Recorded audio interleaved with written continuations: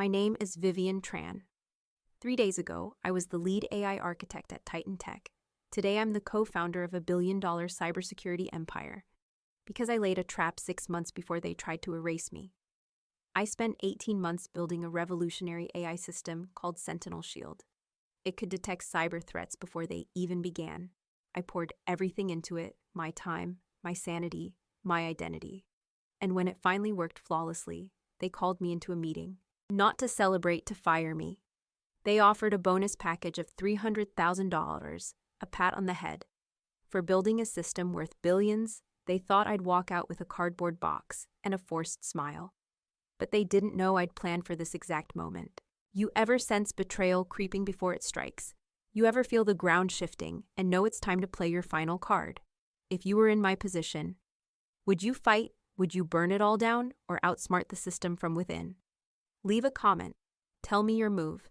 And if you've ever had your work stolen, this story is for you. You're not alone and you're not powerless. Keep listening. I was 32 when I walked away from a cushy 6-figure job at Microsoft to join a startup with fewer than 50 employees and no guarantee of success. People thought I was crazy. Maybe I was. But I wasn't chasing comfort. I was chasing conviction. My name is Vivian Tran. I was born and raised in Seattle, a first-generation Vietnamese American. My parents ran a small corner store for nearly 3 decades. They knew sacrifice, they knew discipline. They passed that on to me. What they didn't expect was that I'd trade job security for a dream no one else could see. For years, I'd been quietly working on the idea of a predictive AI, a system that didn't just respond to cyber threats, but learned how to anticipate them. Not an antivirus, not a firewall, something alive. An adaptive guardian for the digital world, I called it Sentinel Shield. The idea started as a scribbled diagram on a diner napkin after a 3 a.m. security breach alert. It haunted me. I couldn't shake it. The more I worked on traditional systems, the more I realized we were always one step behind the threat. I wanted to flip that equation, but I couldn't build Sentinel Shield at Microsoft. Too slow. Too many approvals. Too many managers who'd never written a line of code in a decade. Then Titan Tech appeared. It was everything a founder dreams of: fast-moving, well-funded, and hungry for innovation. Brandon Holt, the CEO, was charming in that clean-cut, boardroom-friendly way. He praised my vision. He called me the future. He promised autonomy resources and the green light to bring Sentinel Shield to life. So I made the jump. I brought my rough design files, my experience, and every ounce of belief I had in that system. And I built it again from scratch. 18 months, 80-hour weeks, no vacations, no dating life, just coffee algorithms and late-night bug fixes. Every milestone was logged, every line of code documented. I was obsessed because I knew what it could become and how many lives it could protect. Sentinel Shield wasn't just software. It was my fingerprint in the digital world, a system capable of scanning patterns, recognizing anomalies, and adapting to evolving cyber threats, even if those threats came from within. But somewhere along the way, the temperature shifted. Brandon stopped visiting the lab so often. His updates grew vague. When I asked about timelines or investor briefings, he'd smile and say, "Let's just get it polished first." And I did polish it. 2 months before everything imploded, Sentinel Shield ran a simulation that stopped a fully autonomous ransomware attack in real time. Not just reacting to it, predicting it. I thought that was the moment everything would change. I thought they'd cheer. I thought I'd earned my seat at the table. Instead, I was called into a 15-minute meeting. Brandon was there. So was the company lawyer. They slid a paper across the table and said the system now belonged entirely to Titan Tech, because I had used company time and company resources. No matter that the architecture had been born long before I signed their contract. No matter that the breakthrough ideas had come from my sleepless nights and years of trial. They said I'd be transitioned out, that I'd receive a generous one-time bonus, that my job was done. They were smiling, but I wasn't. Because what Brandon didn't know was that Sentinel Shield had already identified him as a threat, and I had built it to protect what I couldn't afford to lose again: my work, my legacy, my voice. Keep listening. You'll see how the system turned on its thief. The day I realized Sentinel Shield worked exactly as I dreamed was the same day I realized someone else had been watching from the shadows. I had just finished running its most advanced simulation, one that mirrored a real-world cyber attack on a global financial platform. Not only did Sentinel Shield identify and neutralize the breach, it did so without a single manual override. It flagged the vulnerabilities, adjusted its defense parameters in real time, and sealed the gap. All within seconds, it even flagged a flaw in the test code. I hadn't caught myself. I stared at the result on the screen in awe. This was it, the breakthrough. The moment everything would change, I screenshotted the results, logged the test session, and immediately pinged Brandon's office. His assistant Rachel responded within minutes. He can see you tomorrow afternoon. 15 minutes, 18 months of work. A revolutionary system. And I get squeezed in between lunch and his next corporate charm offensive. Still, I wasn't worried yet. When I entered the room, Brandon didn't smile. He was sitting at the head of a sleek glass table with Andrea, the company's lead counsel, by his side. "Have a seat, Vivian," he said, gesturing across from him. "Andrea's just here as a formality." That word, formality, sounded sharp in my ears. I kept my laptop on my lap, ready to present. I was still holding on to the belief that they were just preparing for investor meetings and needed to tighten some paperwork. Then the document slid across the table. "We need to address some concerns regarding your employment agreement." Andrea said, her tone clinical cold. Section 14.3 states that any intellectual property developed during your time at Titan Tech belongs solely to the company. I blinked. "I'm aware of standard IP clauses," I replied. "But Sentinel Shield was conceived long before I joined. I have dated drafts, emails, and diagrams proving that Andrea didn't even look up. You may have had a concept, but the working system built here using Titan's tools makes it company property." Brandon leaned forward. "Then all pretense gone. Let's be honest, Sentinel Shield is ours now, and we're prepared to offer you a very generous exit package. $300,000 once the launch completes."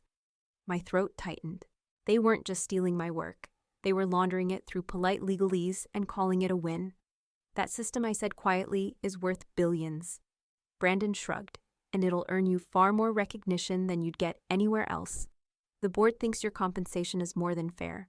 I stared at them. He was calm. He had already made the announcement in his head. In his mind, Sentinel Shield was his crown jewel, and I was just another expendable coder he could wash out before the spotlight hit. "We'll be demoing it to investors tomorrow," he added. "We're projecting a $75 million Series C raise." That was the moment I realized he never planned to share credit. "You're terminating me?" I asked. Andrea nodded once. "Effective immediately, with full payout upon launch." I didn't argue. I didn't throw accusations or demand a lawyer, because what they didn't know was that I had built Sentinel Shield to do more than just analyze code. It monitored patterns. It logged unauthorized access. It studied user behavior. And 6 months ago, Brandon had triggered its internal defense protocol when he accessed my private development server at 2:14 a.m. I hadn't told anyone. I hadn't needed to. Sentinel Shield saw him. It recorded him, so I smiled. I handed over my laptop.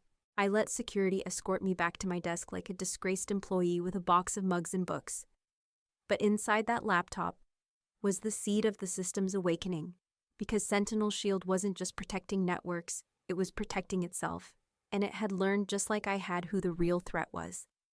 Next, you'll see what happened when Brandon tried to present my system without me, and how 10 minutes into that demo, the AI turned on its own company. That night I didn't cry. I didn't drink. I didn't call a lawyer or post a cryptic message on LinkedIn. I ordered Thai food, queued up a mindless sitcom, and waited, because I knew exactly what would happen at 10:00 a.m. the next morning. You see, 6 months ago, the night I caught Brandon snooping in my personal server, I made a choice. I didn't confront him. I didn't report it. Instead, I wrote code. I quietly embedded a sequence into Sentinel Shield's central processing logic, a layer that no one else could see without knowing exactly where to look. A silent trigger. It didn't destroy anything, didn't corrupt data. It simply watched. It watched for unauthorized removal of its creator. It watched for patterns of internal abuse. It watched for ethical breaches inside the walls. It was designed to protect. And once those conditions were met, it would do exactly what it was designed to do: neutralize threats by 9:30 p.m. That night my phone rang. It was Rachel. "Brandon wants to see you," she said. Her voice sounded different, less polished, less distant. I glanced at the clock. "Almost 10 p.m. He says it's urgent," she added. "A car is already on the way." I didn't ask questions. I didn't gloat. I slipped on a blazer, grabbed my bag, and met the driver downstairs. Titan Tech's building was mostly dark when I arrived, except for one floor, Brandon's. He was waiting in the conference room alone, tie undone, hair disheveled, jaw tight. He looked nothing like the smug, rehearsed executive from earlier that day. He didn't say hello. "Fix it," he barked as soon as the door closed. I walked calmly to the chair and sat down. "Fix what?" He slammed his palm on the table. "The system. The demo." It crashed. I blinked, feigning innocence. "I've been gone for less than a day. Surely nothing I did could have affected the system." "You embedded something," he growled. "Are you sure it's not just malfunctioning?" I tilted my head. "That would be embarrassing in front of investors." He leaned in, veins bulging. Sentinel Shield flagged Titan Tech's own servers as hostile. It generated thousands of false positives. It triggered internal breach warnings. It turned on itself. I fought the smile forming in my throat. "No," I said. "It didn't turn on itself." He froze. "It turned on you." Brandon's lips parted, but nothing came out. "I fed Sentinel Shield hundreds of case studies during development." I continued, voice calm. "Many of those breaches came from internal threats, executives selling data backdoor access by rogue admins. I taught it to learn from those patterns." You taught it to spy on me," he said, voice rising. "No, I taught it to identify threats," I said evenly. "Wherever they come from." The silence that followed stretched long. His anger gave way to something else, panic. "You can't prove any of this." "I don't need to." Sentinel Shield had done that for me. Every access, every copied file, every document Brandon had viewed or modified without clearance, logged, time-stamped, and categorized under internal breach risk. He stared at me, jaw-clenched, eyes calculating. "What do you want?" he asked. And that was it. That was the moment. The point of no return. Because once someone asks you what you want after trying to erase you, it means they know you've already won. I folded my hands. I want full recognition as Sentinel Shield's creator. 50% of all related patents, a board seat, and $10 million in compensation for your attempt to cut me out. His voice cracked. "That's extortion."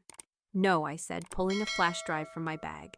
"That's negotiation." And I placed the drive containing the authentication update. Sentinel Shield was waiting for, gently on the table between us. Take it, or lose everything. I had just made a decision that would change my life and his forever.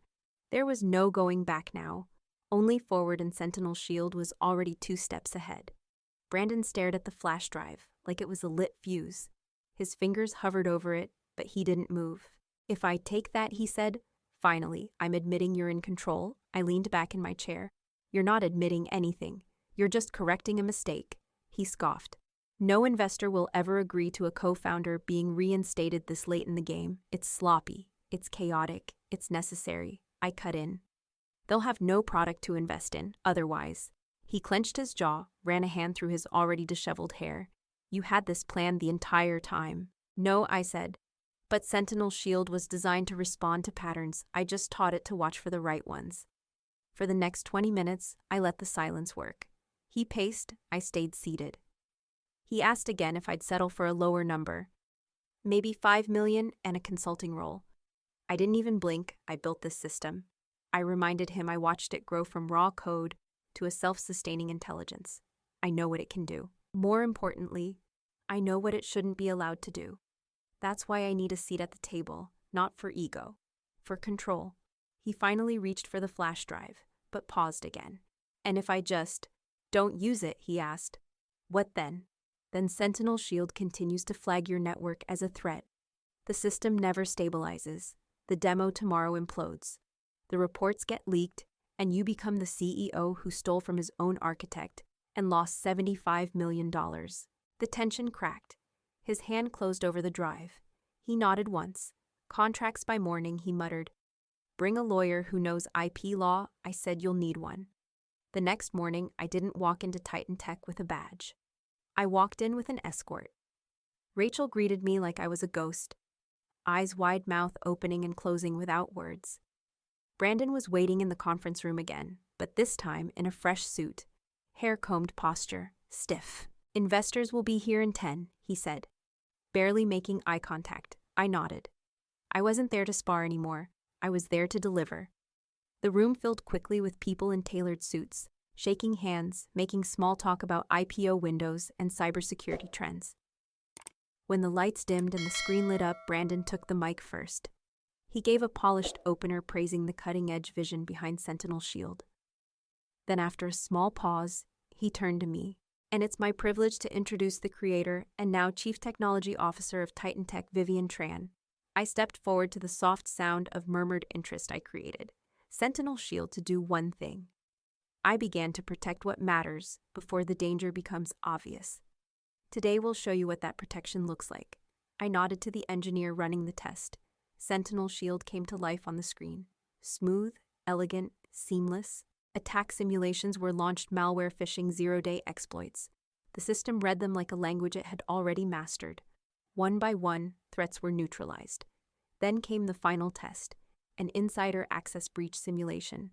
Sentinel Shield hesitated, then flagged it instantly. The room went silent. It didn't just stop the breach. It generated a real-time report identifying internal misuse protocols, echoing what had happened during Brandon's attempted theft. I stepped in smoothly. "This is the future of cybersecurity," I said. "Not just smarter defense, but ethical defense systems that protect users and themselves." The room burst into applause. One investor leaned forward and asked Brandon, "What inspired this kind of architecture?" He hesitated, then gave me a glance and through gritted teeth replied, "It was Vivian's vision." From the beginning, I nodded politely, but inside I was reclaiming every moment they tried to erase me. 3 hours later, contracts were signed. 50% intellectual property, $10 million upfront compensation, full credit and board access. Titan Tech would still exist, but now with me embedded deep into its source code, just like Sentinel Shield. I had learned to adapt and just like it. I had neutralized the threat, but Brandon didn't know the last part. That Sentinel Shield had kept logging, it was still watching, still learning, and it had already flagged what might come next. Because betrayal wasn't a one-time breach, it was a pattern, and I had written the code to break it. 3 months later, Sentinel Shield was deployed across its first live network, a multinational banking conglomerate headquartered in London. It stopped a breach within the first 72 hours. An AI-piloted intrusion, the kind that would have drained over $300 million from client accounts across 3 continents. Blocked cold. That success cemented Titan Tech's future and mine. But let's rewind to the day after the demo. I stood at my new office window, the one with the corner view and CTO plaque on the door, watching Brandon pace across the conference floor below. He was smiling to the investors, to the cameras, to the press, but I knew the difference now. That signature smile of his never reached his eyes. Not then, not now. He had been outmaneuvered, and he knew it. The contract he signed gave me what I wanted, what I deserved. Recognition, control, compensation, oversight. But what it really gave me was leverage. Sentinel Shield at its core was no longer just software. It was a watchdog, a historian, a witness, and it never stopped recording. Every file Brandon accessed after my reinstatement, every conversation he attempted to reroute away from me, every quiet whisper to restructure leadership in back-channel emails, the system flagged it all. It didn't accuse. It simply documented Brandon had learned to smile and nod, but not to trust. And that distrust was mutual. We didn't talk much anymore. We attended the same board meetings, posed for the same photos. But behind every handshake, there was a question. Who's really in charge? It wasn't just about me anymore. Sentinel Shield had become something bigger than us both. As CTO, I made the first public ethics update mandatory, a transparent framework for all future Sentinel deployments. Every client would be informed that Sentinel Shield's AI monitored everyone equally, including administrators, executives, and owners. No exceptions, no silent overrides, no backdoors. The system would be accountable, even if the people weren't. Some investors pushed back. Brandon tried to argue that it would scare clients, but I held my ground. We don't need scared clients. I told them we need ethical ones. The tide shifted after that. More partners wanted in, not fewer. They respected the boundary. They respected the system. Because in an age where trust was so fragile, Sentinel Shield didn't ask for it, it earned it. And Brandon, he played along, at least publicly. He focused on what he did best: pitching, selling, networking. I let him handle the stage. He let me handle the system, but the rift was there, and neither of us tried to hide it. One night, 6 weeks after the product's global rollout, I received an alert. Not from an engineer, not from IT, from Sentinel Shield itself. Unauthorized attempt to bypass adaptive logging protocols. User Brandon Holt, neutralization, pending administrator review. My breath caught for just a second. I walked into the server room, logged in manually, and reviewed the audit trail. Brandon had tried to access a dataset flagged as Sensitive 1 containing internal AI behavior analytics. He wanted to see how much it knew about him. I paused. One click, and I could revoke all of his access. Another, and the data could be forwarded to the board, but I didn't. I simply left a note in the system log. Attempt acknowledged, logged, and secured, ethics override active. Then I walked away, because the real punishment wasn't in exposure. It was in being watched. Powerless, outplayed permanently. At the public offering ceremony weeks later, Brandon stood beside me again. Same navy suit, same practiced expression. A young journalist asked, "What inspired such a resilient AI design?" Brandon glanced at me, and for the first time in months, I saw it: true humility. "The system," he said, voice steady, "was born from a desire to protect what matters, but it only became what it is today. Because someone refused to let it be stolen." I nodded once. That was enough, because the fall wasn't dramatic. No scandal, no explosion. Just a quiet shift of power. One line of code at a time, Sentinel Shield had protected itself. And in doing so, it protected me. Some people think revenge looks like fire and fury, like lawsuits and headlines. But sometimes the best revenge is recognition. 3 months after the IPO, I stood on a panel of AI leaders in San Francisco, answering questions not just about Sentinel Shield's architecture, but about its values. One question stuck with me. How do you build a system that can protect others without being used to hurt them? I smiled. Because that was the question. Not the tech, not the lines of code, but the intent behind them. You see, technology isn't neutral. It reflects its creator. Our fears, our boundaries, our ambitions, our ethics. Sentinel Shield worked because I didn't just teach it to think, I taught it to care, to question. It learned that threats don't always wear black hats or come through firewalls. Sometimes they wear tailored suits and sit across the table smiling at you. And I had to learn the same when I was pushed out of Titan Tech. I could have burned it all down. I could have gone public sued, dragged the company into a media frenzy. But what would that prove? I didn't want to destroy what I built. I wanted to own it, protect myself. So I let the system speak for me. And it did louder, cleaner, and with more precision than any courtroom ever could. Brandon and I. We coexist now. He plays his game, I play mine. But the balance has shifted. Because I am no longer the silent developer behind the scenes. I'm at the table, I'm watching too. Every new version of Sentinel Shield now includes mandatory transparency protocols, immutable access logs, and an adaptive ethics layer that cannot be bypassed, not even by its own creators. That was my final design decision. Because the real risk isn't losing control of a machine.